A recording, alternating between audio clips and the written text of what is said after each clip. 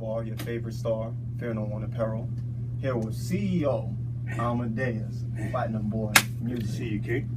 So, most of you guys don't know, this is an important man. Tell us a little bit about it. CEO of Platinum Boy Music Inc., multi-platinum bad boy hit producer, produced for over 60 artists, major artists, and also Trey Songz, music director and tour drummer. That don't know who I produced for J-Lo, Chris Brown, Trey Songz, CeeLo Green, Dipset, G-Unit, Marcus Houston, Keisha Cole, Varstar, ESPN, Sports Center, ESPN First Take theme song, Sprite, BT, VH1, MTV, EA Sports, in the game 15, 16 years. Nice. Blessed to do what I love to do, and I'm glad to be here. I'm glad y'all came out to Poly with the King. No. So, talking fear, what does fear mean to you? I know. Fear is an emotion. Obviously, it's not positive. Right. So I would call it a negative emotion. Something that hinders you. Okay, like a deterrent. You know, something that can prevent you from doing something positive. Right. It's what can hold you back, and it's different fears. Okay. You know, obviously, I'm not talking about the fear of, and I'll speak for myself. You know, the fear of like spiders. Right. You know, the fear of rats. The fear of snakes. You know, those are three things that you can put in front of me and probably get whatever you want out of me if you put those, you know, three things I just named in front of me. So right. I definitely have a fear of for those three things that I mentioned, and reason being, I don't know what they're gonna do. Okay. You know, dogs as well. You know, if you walk past with a pit bull, I'm not gonna say, hey, and, Right. you know, put my hand and try to, you know, I don't know what that animal is thinking at this present time, and there's no way for me to figure out or to use, you know, like us as human beings. You know, I can kind of, you know, read your body language. I can look in your eyes to see, you know, where you're at and what you're right. feeling emotionally. But as an animal, it's like, nah, bruh.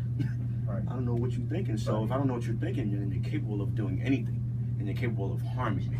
It's like assessing your level of danger. Right. You know, so that's why I fear spiders, I fear snakes, I fear things. But, you know, when it comes to me as an individual and me as a person and me as a boss and me as a musician, you know, I couldn't allow fear to overtake me in that area. Right. I'm okay with being scared of spiders. I'm okay with being scared of snakes. If I never dealt with that fear, I'm cool with that. I don't have to be near a snake. I don't have to be near a spider. I have to be a rat. I see a rat over there. You know, we call it Splinter. I see Splinter over there. I can just go the other way. Right. Splinter goes this way. I go my way, and we cool. But when it comes to it overcoming your life, that's when you have to draw the line. Right. You know, so growing up, you know, I feared. You know, I lived in the projects. In the projects in the Bronx, very tough area, and I went to Catholic school, so I had to dress up. So I feared every day of having to walk through my hood and travel to my school in you know, attire that was dressing. Right. I was frowned upon where I'm from. You know, that's a you know, you would pick on a person that looked like that. Right. You know, so that's, you know, one of the fears that I had. And the more I was able to leave my house and get to school every day safely, the less it became a fear. Okay. Right. You know what I'm saying? I've learned, man, I'm gonna be okay. I'm gonna be all right. You know, I'm dressed up. I got these shoes on, these tight pants. You know, and nobody bothered me today, and nobody bothered me the next day. And I, you know, made it past a year. Nobody, you know, now I'm in 10th grade. Right. So you eventually overcome that fear, and that's what I was able to do. So with me doing that, I had a love and a passion for music and creating music. Okay. And of course, with pursuing that, there's going to be all type of fears. But for that, I didn't allow any fear to affect me. Right. You know, I dreamt of becoming who I am today. I've spoke it into existence, not knowing that was what I was doing. I just said, yo, I'm gonna be with Puff one day. I'm gonna be with Jay-Z. I'm gonna be with Busta Rhymes. I named all my favorite rappers and producers and said, I'm gonna be with them one day, man. I'm gonna be doing my thing. And people laughed. Right. And they probably laughed because they feared that maybe it's a possibility one day that I could become that. Exactly. You understand? Yeah. So I never really let fear from that point of view run my life. You know, and I'm glad you've asked me that question because it's something that I've never really spoke on or really dealt with. Right. So I think it's amazing in regards to what you guys are doing as a brand and as a company and dealing with that word that stops so many people from being great.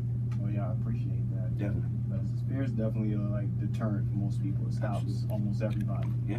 And everybody has a fear. Everybody has a fear that either makes you go forward and have progress or stop. Right. Building on that, you're very successful. You've done a lot in your time. So what would you say is your biggest fear that you had to overcome to be successful? It's a great question. I think wondering, am I good enough? Okay. You know, can I compete with, you know, the Timberlands? Can I compete with the people who I admire, looked up to, the Puff Daddy, the Hitman producers, the Dr. Dre, Neptunes, Right. Rodney Jerkins? These are people who I admired and was inspired, you know, by coming up as a producer. Just wondering, could I be as great as them? Okay. And the more I, you know, accomplish as a producer, I realized that I have my own journey. Right. You know, my journey is not their journey. You know what I'm saying? Like, and I said this to a group of people the other day. I said, you know, I might not be where Kanye West is. I might not be, you know, where Puff Daddy is, and I'm okay with that. Right. You know, everybody, we all have our dreams. We all have what we want to do and what we want to be. And you know, and I told there's artists out there, was female artists, you might not be Beyonce level. It's okay. You gotta be okay with that. You know, what God has for you is what He has for you. You know, as long as I can do what I love to do, and to be able to provide for myself and provide for my family and do whatever it is I want to do comfortably, I'm cool with it. Not be the biggest star. You ain't gotta be chasing, you know, my Maybach down the street. You ain't gotta be wanting my autograph. I'm cool. I'm cool with going to the corner store. You gotta know who I am. You know what I'm saying? Like, there's people that are celebrities and that can't live a normal life. They just can't, you know, I'm hungry, I want to go get me some pizza from the Dollar Joe.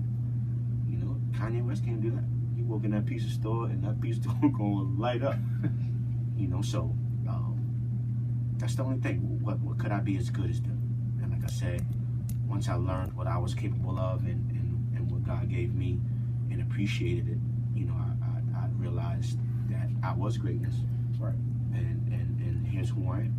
You know, it's a lot more for me to do, a lot of work for me to do, a lot of groundwork, a lot more for me to accomplish. But I can honestly say I've reached greatness. Okay.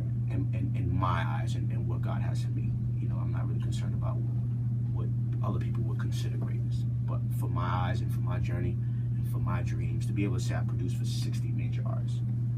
For you and for everybody that's out there, like, sometimes you gotta sit back and take in what you've accomplished. Okay. Oftentimes you move, you want to be on to the next thing and to accomplish the next goal, but you haven't sat back and really appreciated what it is you've done. You just gotta take a moment. You gotta take a moment and sit back and say, yo, I work with J-Lo. Right. Like, Chris Brown, one of the hottest dudes out. I toured with Trey Songz. I put his shows together. We've done Summer Jam. That's 60,000 people. We've done Essence Fest. That's 80,000 people. Okay. I'd go to Japan. You know what I'm saying? Like, off of music. Right. Music is worldwide.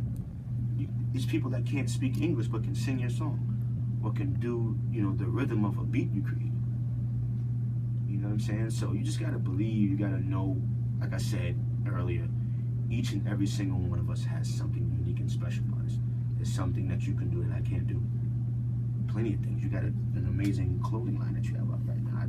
I don't have no clothing line. You know what I'm saying? Like, everybody has their calling. Okay. And if we stop trying to compare our calling to others, we'll be all right. Okay. So it's like to be the best you can Be the best you can be. I have this phrase I say, you don't have to be great to be great. Okay. I like that. You don't have to be great to be great. You don't have to be great to be great. When you think about greatness, you think you have to be the best drummer in the world. I'm not the best drummer in the world. There's people that can play drums better than me, but I'm doing what I'm doing. Right. You understand? Like, I'm touring with Trey Songz. I've toured the entire world. Like, yes, you can play better than me. You can do tricks. I can't do tricks, but I do what I do when I'm up there, and right. it works for me. You know what I mean? So do you?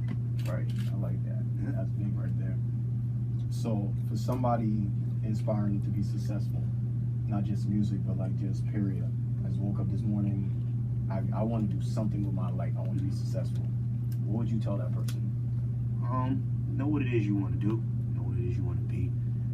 You know, more importantly than those two things, like know who you are. Like be able to look yourself in the mirror and you know, say I love me. That's a challenge within itself. That's, you know, an amazing way to overcome fear.